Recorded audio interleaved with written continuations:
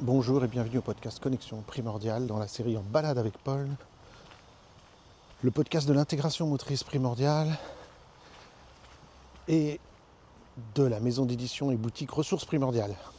Et aujourd'hui, on va parler du réflexe d'enracinement, ou plutôt, comme on préfère l'appeler en IMP, le réflexe de stabilité. Pourquoi ? Parce que enracinement, c'est parce qu'en anglais, c'est grounding reflex. Ground, c'est la terre. Donc il a parfois été traduit par enracinement, mais il y a quand même une grosse différence, c'est que ce réflexe assure de la stabilité quand on est en mouvement en particulier. Et évidemment, l'arbre, avec ses racines, il est ancré profondément dans le sol et il ne peut pas bouger. Donc le mot réflexe d'enracinement n'est pas approprié. De même, on a vu qu'il s'agit d'un réflexe de vie, un réflexe plutôt postural. Donc le terme qui serait plus approprié, c'est de dire réaction de stabilité. Et puis évidemment, c'est réaction au pluriel. Bon, dans l'IMP, on a tendance à dire ces réflexes. Évidemment, de cette façon, ce sont toujours des réactions réflexes automatiques, non conscientes. Donc le mot réflexe n'est pas totalement faux, mais c'est vrai qu'en général, quand c'est postural, on parle de réponse ou réaction. Et là, c'est la stabilité. Alors c'est hyper important. On avait vu dans un épisode précédent le réflexe ou réaction de gravité, cette ligne qui nous traverse en quelque sorte, cette ligne de force, ce vecteur qui nous traverse de la tête aux pieds et qui permet de nous équilibrer entre avant, arrière et droite et gauche, dans l'espace, dans la statique et quand on bouge. Bien ici, c'est un peu c'est complètement complémentaire évidemment, c'est le réflexe de stabilité. C'est comment j'arrive à maintenir ma position, soit debout en statique, soit en déplacement, comment j'arrive à garder mon équilibre, ma position, ma posture, l'angle de mon mouvement quand je me déplace, face au changement dans la structure et le mouvement du corps. Et pourquoi ma structure et mon mouvement du corps changent ? Parce que le terrain sur lequel je me tiens ou sur lequel je marche se modifie sans cesse. Je peux marcher sur des cailloux, sur du lisse, sur quelque chose qui est glissant. Je peux marcher surtout sur des creux et sur des bosses. C'est ce qui est toujours le cas en tant que chasseur-cueilleur. Qu'on soit au bord de la mer ou qu'on soit dans les steppes ou dans les forêts, pendant des milliers et des milliers et des milliers d'années, et pendant des millions d'années où la bipédie s'est mise en place, il y a des creux, des bosses, des aspérités, etc. Et donc le terrain est changeant. Et donc mon corps doit s'adapter à ces changements de terrain. C'est-à-dire, quand je dis que mon corps doit s'adapter, c'est toute ma posture, ce que je disais, mon angle et ma directionnalité de mouvement. Je suis en train de faire un geste, ce geste ne doit pas se modifier alors que le terrain sous moi, lui, se modifie. Sans quoi on ne pourrait pas marcher, on ne pourrait pas chasser, on ne pourrait pas faire grand-chose. Donc il doit se passer des mécanismes automatiques de stabilisation dans mon corps pendant que moi je marche ou je reste debout. Donc c'est important. Alors en plus, des fois, ça peut être très soudain. On pense à être dans un bus, dans un train, coup de frein, trou d'air dans un avion, et comment le corps maintient sa stabilité. Quelque chose qui correspond plus à l'évolution, c'est le bateau. Ça fait des milliers, des milliers et des milliers d'années. On sait que depuis la préhistoire, on est allé d'île en île et qu'on a peuplé l'ensemble de la Terre, incluant l'Australie, à, je crois, 50 ou 60 000 ans. Sur un bateau, ça bouge, il faut garder son équilibre. On voit très bien de quoi on parle, c'est garder sa stabilité. C'est comme ça que ça s'appelle. Donc c'est hyper important. Alors il doit se passer des réactions au niveau des pieds, des genoux, des hanches, des épaules. Et effectivement, on va souvent dire, c'est le mot, est-ce que je me sens bien enraciné ? Mais évidemment, le mot qui serait plus approprié, c'est est-ce que je suis bien stable ?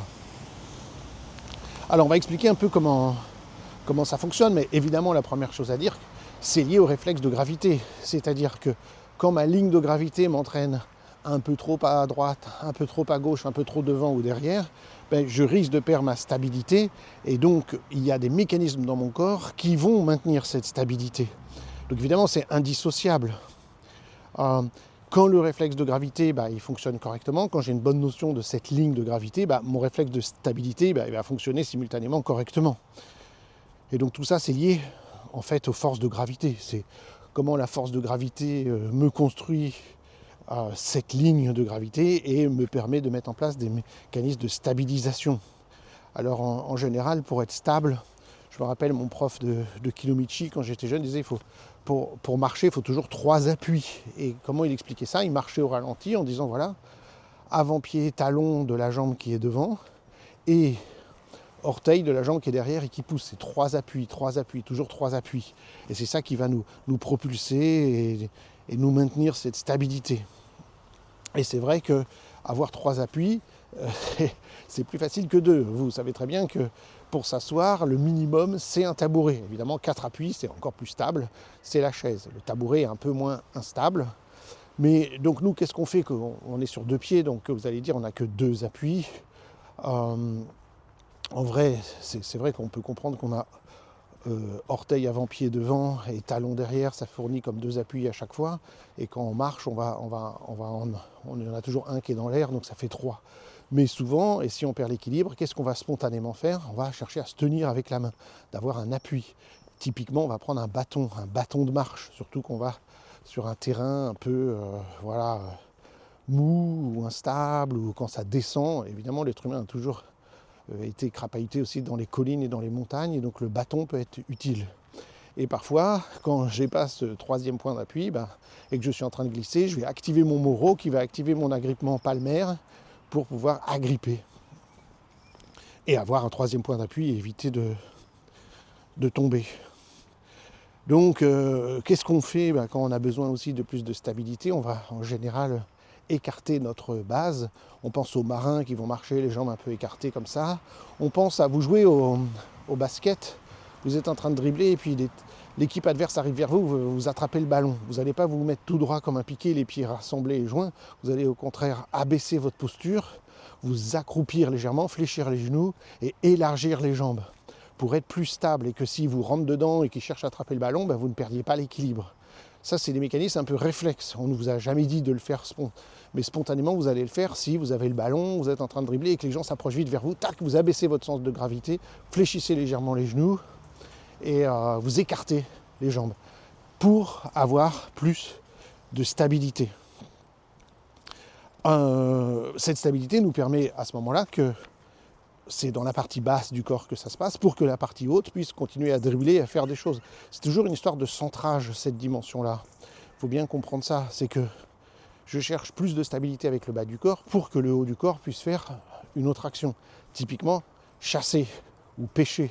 Je suis sur le bateau, je suis en train de pêcher et de faire des trucs pour attraper des poissons. Il faut que le bas de mon corps reste stable pour pas que je tombe à l'eau ou par terre dans le fond du bateau.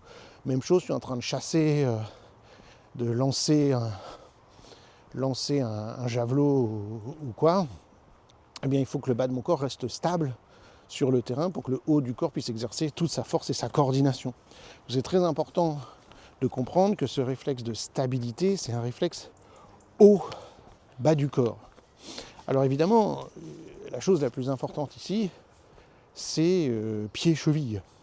Pourquoi c'est pied-cheville? Parce que ce sont les informations récoltées par pied et cheville qui fait que l'ensemble du corps au-dessus va ajuster ses vecteurs de force, sa musculature, etc. pour offrir plus de stabilité. Donc on est en quelque sorte dans un réflexe remontant.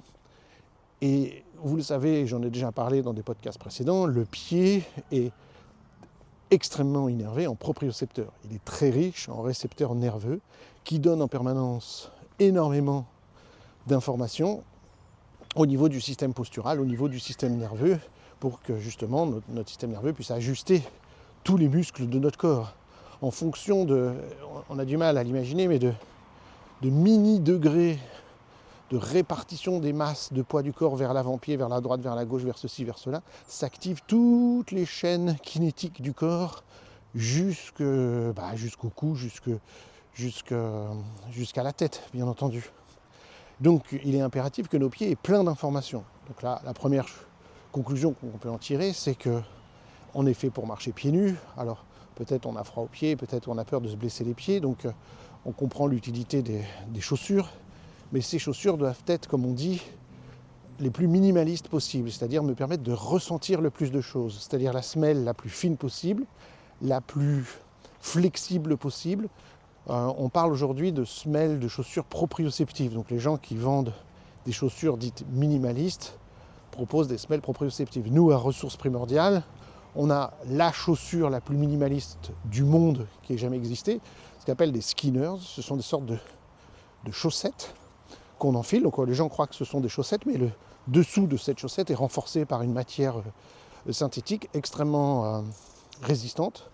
Et donc c'est une chaussette qu'on enfile et on marche comme si on était en chaussette, sauf que c'est une chaussette qui est quasi indestructible et qu'on peut garder pendant plus d'1 an en marchant tous les jours avec, en sautant, en courant, en allant au bord de mer, en faisant son footing, en faisant son sport, en allant dans la forêt, faire ses promenades. Bref, ce sont des chaussettes indestructibles, quasi indestructibles. C'est un peu le rêve de tous les parents qui sont là à dire à leurs enfants va pas dehors en chaussettes, mets tes chaussures. Bah là, en l'occurrence, ils peuvent aller. Ça s'appelle des skinners, S-K-I-2-N-E-R, skinners avec un S sans doute à la fin. C'est les chaussettes chaussures en quelque sorte. Bah, ça, c'est la chaussure minimaliste extrême. On ne peut pas toujours aussi socialement être pieds nus dans toutes les situations. Donc l'idée, c'est en tout cas d'avoir la semelle la plus souple possible, la plus fine possible, pour que notre pied reçoive un maximum d'informations. C'est très important pour les enfants, pour les tout petits, pour qu'ils puissent avoir plein d'informations pour former leur posture. C'est important pour les enfants quand ils grandissent et les adolescents. Alors les adolescents, ce sera impossible parce que c'est la mode.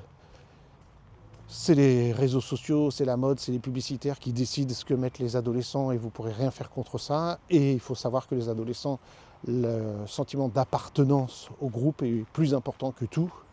Et on ne veut pas que nos adolescents soient ostracisés parce qu'ils ne font pas partie du bon club, qui a les bonnes chaussures, etc. Donc c'est un peu dramatique, mais ça fait partie des codes sociaux, c'est comme ça.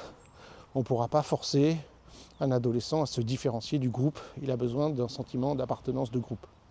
C'est plus important dans son développement que le reste. Mais d'un point de vue théorique, c'est très important, ce serait très important pour l'adolescent d'avoir des chaussures minimalistes pour sa posture qui a changé très très vite à cette phase-là. Et puis ensuite, une autre période de la vie qui est très importante d'avoir des chaussures minimalistes, c'est en vieillissant. Parce qu'en vieillissant, le système proprioceptif diminue. D'ailleurs, il diminue à partir de 40 ans s'il n'est pas stimulé régulièrement. Et donc on se retrouve après avec des pertes d'équilibre et des difficultés posturales majeures qui peuvent conduire tout simplement au décès, puisque c'est la première cause de mortalité chez les personnes âgées, c'est la chute. Donc on veut prévenir ça. Et ce n'est pas en mettant des grosses baskets avec des chaussures à amorti qu'on va aider. Au contraire, ça va massacrer au niveau postural, ça va rendre confus les propriocepteurs. On a besoin de chaussures non pas rigides, c'est pas ce que je suis en train de dire. La semelle doit être souple et nous permettre de sentir tout ce qu'il y a, toutes les aspérités sous le sol. Ça qui est très important. Donc évidemment, les chaussures de sport qui ont des amortis avec des semelles épaisses, elles sont peut-être souples, mais ne font rien ressentir. Et puis surtout, elles créent de l'instabilité permanente, ce qui est une catastrophe. Donc, tout ça pour dire que les informations que reçoivent mes pieds et mes chevilles sont majeures, parce que mes chevilles vont donner cette information de tiens, là il y a plutôt un petit creux, là il y a plutôt une petite bosse, là mon pied s'ajuste de telle ou telle manière aux aspérités du sol. Et cette information-là va être tout de suite envoyée à une vitesse qui dépasse notre capacité d'analyse au système postural qui va s'ajuster en permanence. Donc c'est absolument fabuleux. Alors, évidemment, dans l'épisode où j'ai parlé des réflexes, de la réaction de gravité, du réflexe de gravité, de cette ligne, je ne vais pas le refaire maintenant, mais il y a toutes ces chaînes musculaires entre l'arrière, l'avant, la droite, la gauche qui fonctionnent en permanence comme une unité fonctionnelle. Bah là, c'est la même chose. Hein. Ce qui se passe en bas doit réagir tout le long du corps, tout le long de la colonne vertébrale. Il faut que les épaules soient de niveau. Hein. Il faut imaginer que notre tronc, Masgoutowal disait le quadrangle du corps. Il y a les deux hanches et les deux épaules en haut, la ceinture scapulaire et la ceinture pelvienne. Et ces deux ceintures créent un mouvement croisé en permanence. Là, quand je suis en train de marcher, on sait très bien que c'est une jambe qui avance et le bras opposé et ainsi de suite. Mais en fait, mais aussi, nous avons un mouvement épaule-hanche opposée. Donc c'est aussi au niveau du tronc. Il y a un X qui se fait au niveau du tronc. Il faut imaginer un grand X qui va d'une épaule à la hanche opposée et de chaque côté, donc ça fait un X. Et ce X, il est en mouvement permanent. Alors il est en mouvement permanent, là quand je suis en train de marcher, et puis il y a une barre de X, l'autre barre de X qui s'active avec bras-jambes, mais aussi entre la stimulation entre le haut et le bas du corps, pour que, quoi qu'il se passe au niveau du bassin et des jambes, les épaules restent de niveau et que je ne sois pas entraîné dans une chute en permanence dès qu'il y a un mouvement au niveau du bassin. Donc il y a ce qu'on appelle des mouvements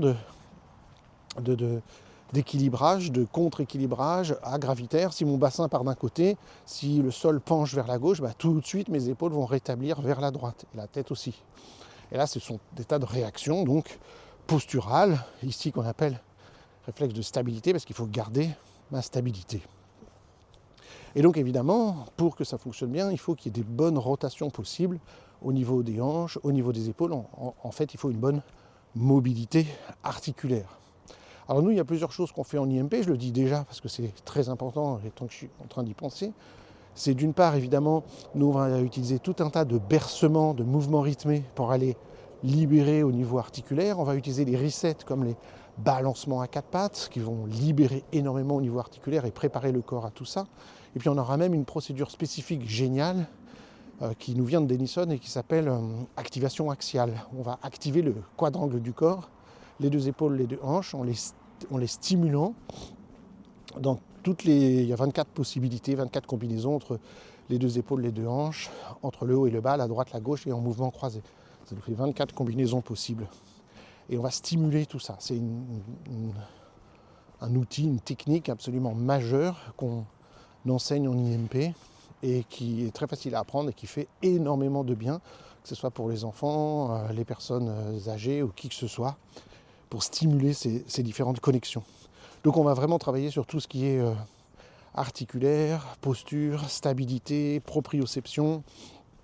Évidemment, il va y avoir tout ce qui est l'importance de comment s'établit ma ligne médiane et donc le réflexe de gravité. Donc on va éventuellement utiliser des choses à ce niveau-là. Et puis il faut regarder, et évidemment on en a beaucoup parlé dans la ligne de gravité, la distribution du poids du corps sur les jambes. Mais cette fois-ci, on va regarder aussi le lien avec talon-orteil.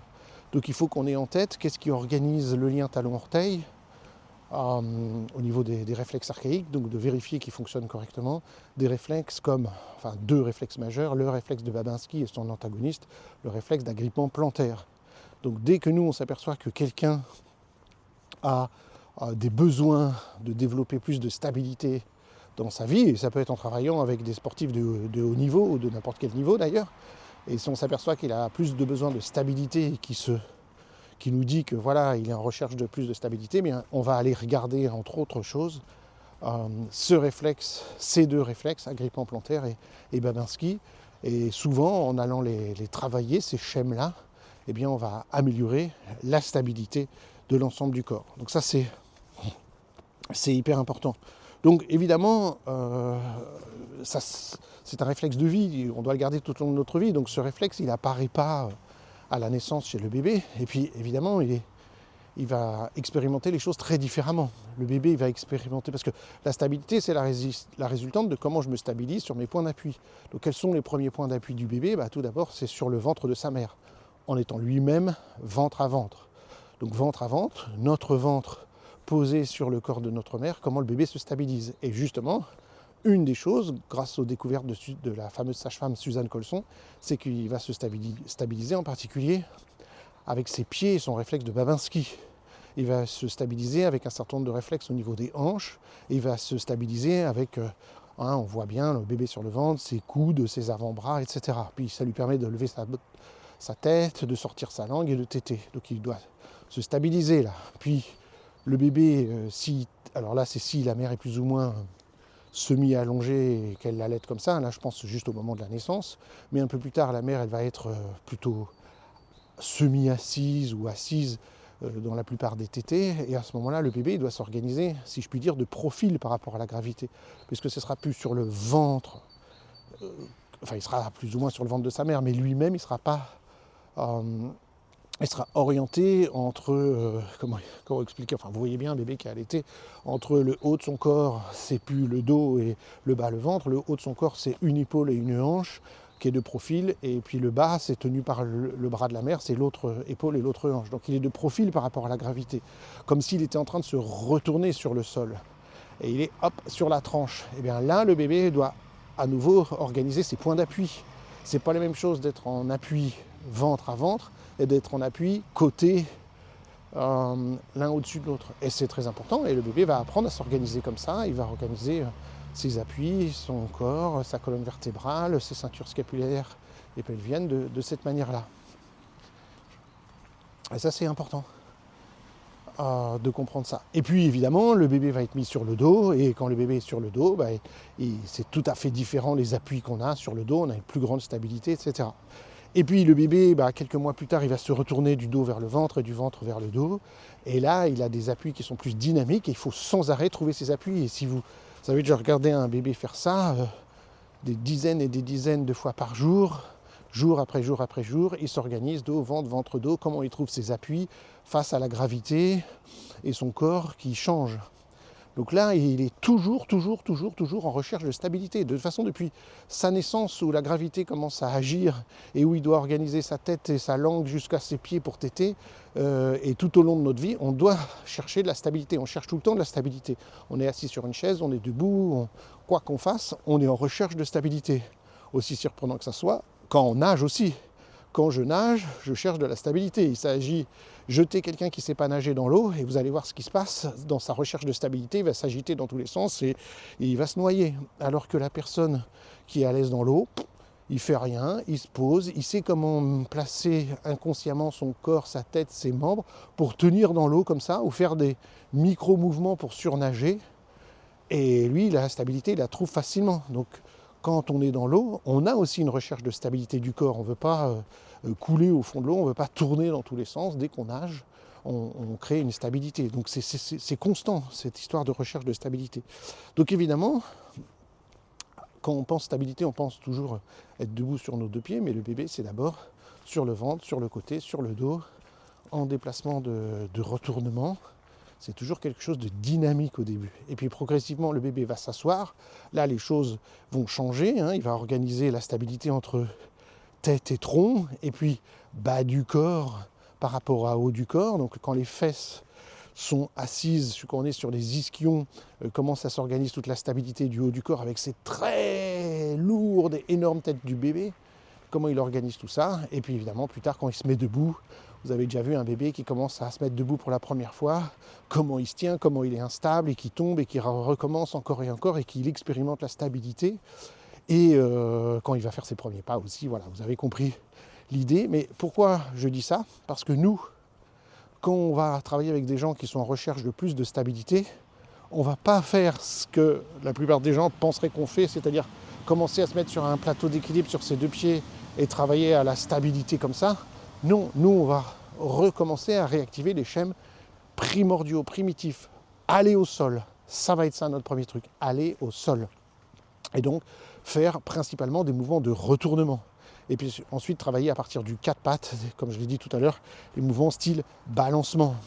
Vous voyez, il va y avoir toute une progressivité qui correspond un peu au développement de l'enfant. Et puis surtout, nous, on ne part pas avec des a priori en disant c'est cet exercice dont a besoin la personne. On va lui faire plusieurs propositions, on va lui demander comment elle se sent. Et en fonction de comment elle se sent, on lui proposera plutôt un travail articulaire à partir de, je sais pas, du quatre pattes, un travail de type des retournements ventre-dos, dos-ventre, c'est souvent la base, ou carrément un travail au niveau, pourquoi pas, des pieds, réflexe d'agrippement, réflexe de Babinski, bref, tout est possible. Ça peut aussi commencer par des bercements, mouvements rythmés, où on va aller libérer le pied, la cheville, le bassin, ou l'activation axiale, le quadrangle du corps. Donc c'est plein de propositions, mais c'est pour dire que faut pas s'attendre à ce que nous on dise « Ah, la stabilité c'est quand on est debout, donc on va travailler debout ». Non, peut-être il faut retravailler les fondations et travailler sur les retournements, être à l'aise à trouver la stabilité dans les retournements, et ensuite je serai beaucoup plus à l'aise quand je me mets debout. Vous voyez, ça c'est une chose très importante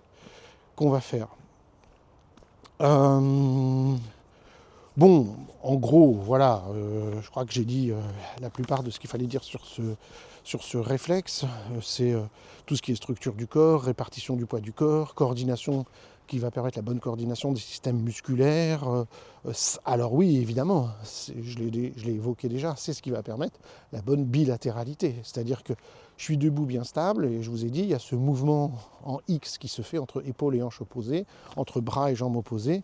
Donc, d'une certaine manière, ce réflexe de stabilité qui assure le centrage entre le haut et le bas du corps, assure aussi parce que je suis bien justement stable entre le haut et le bas du corps, la bilatéralité, donc le mouvement croisé, donc la latéralité. Donc qui dit latéralité dit des compétences d'apprentissage.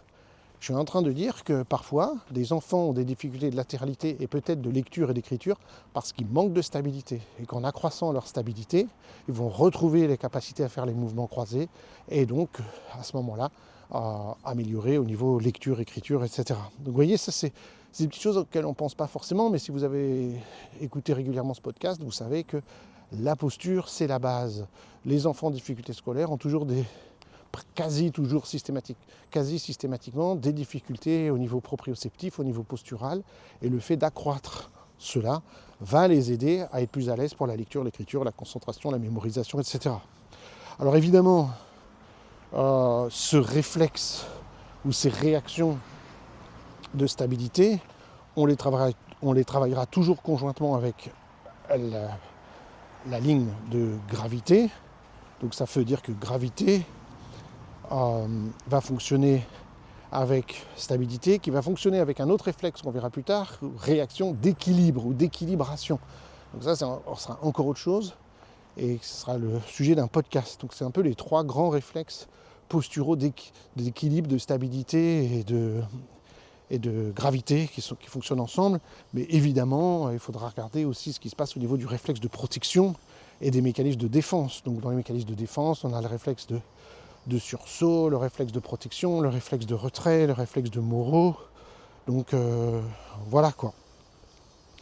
Donc finalement dans la vie, si je suis plus stable, je vais aussi me sentir plus stable émotionnellement. C'est facile à comprendre. Si je manque de stabilité physiquement, je vais aussi avoir tendance à manquer de stabilité dans la vie de tous les jours.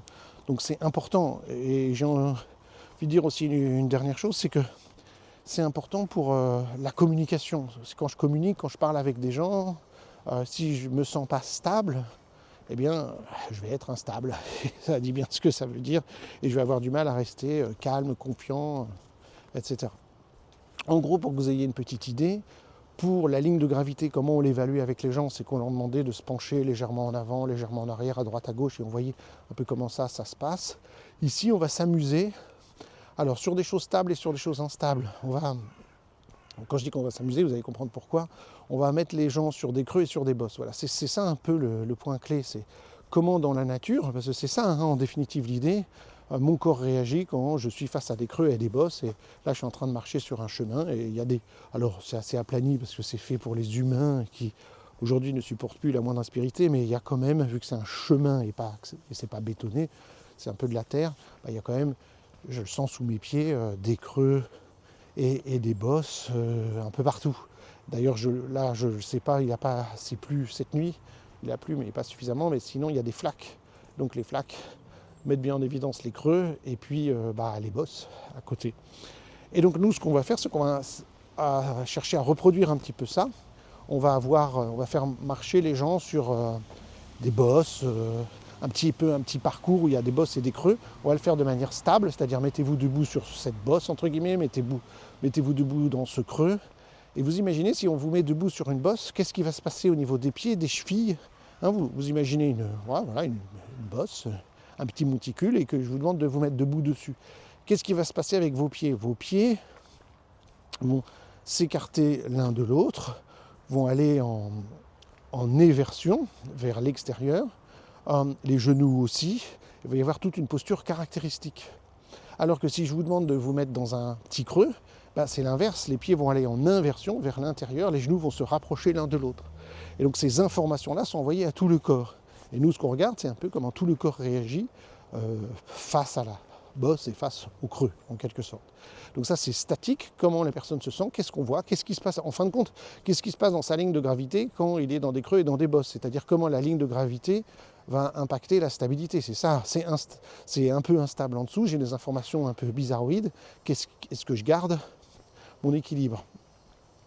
Et il faut le faire aussi en dynamique, puisque évidemment, c'est pas la même chose quand je suis juste debout comme ça ou en train de marcher.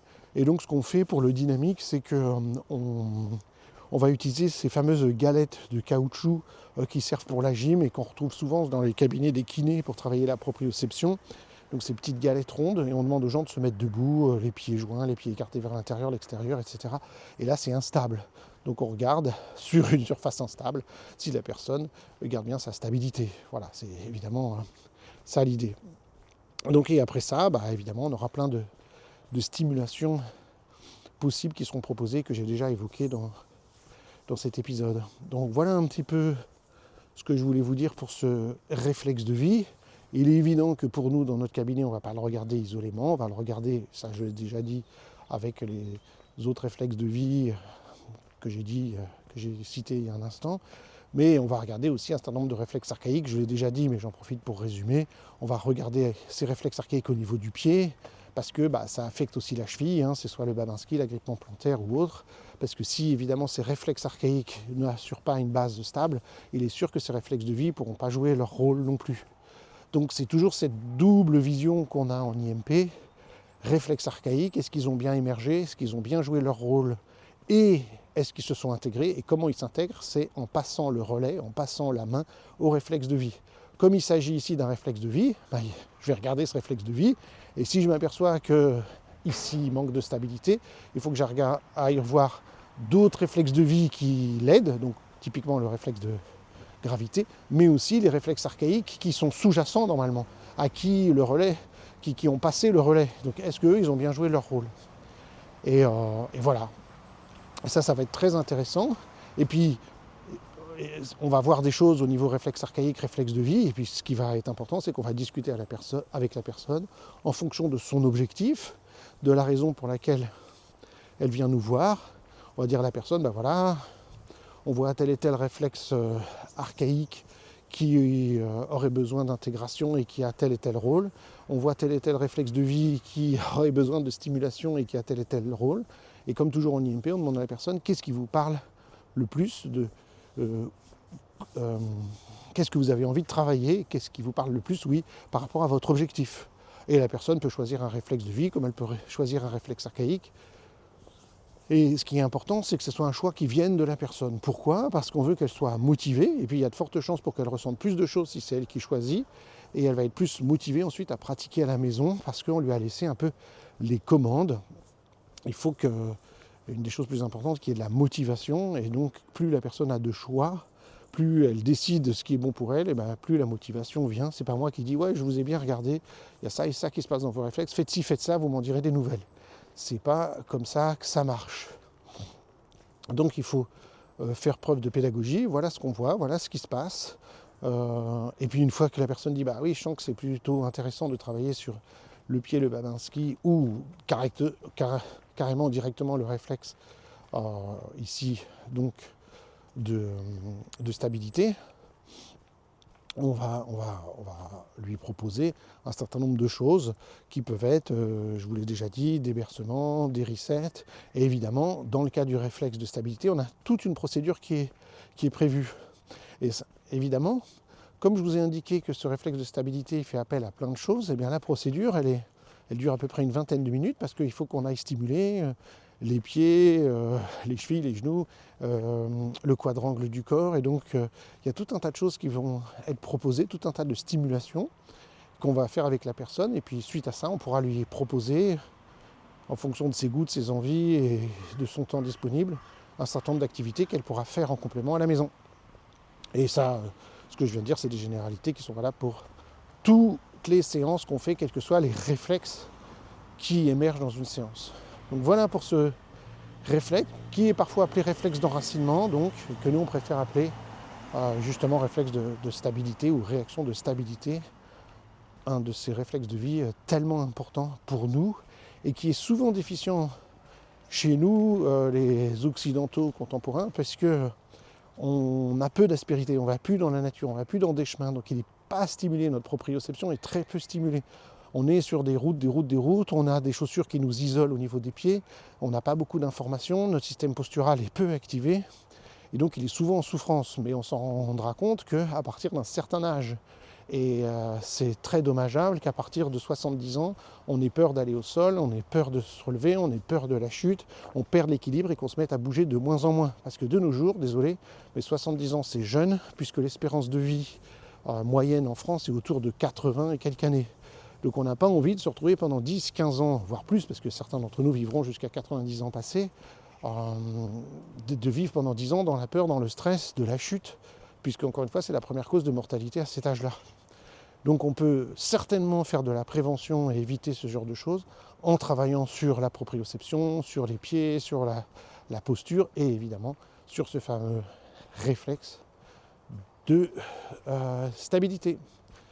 Merci beaucoup, je vous dis à très bientôt pour un autre épisode de podcast.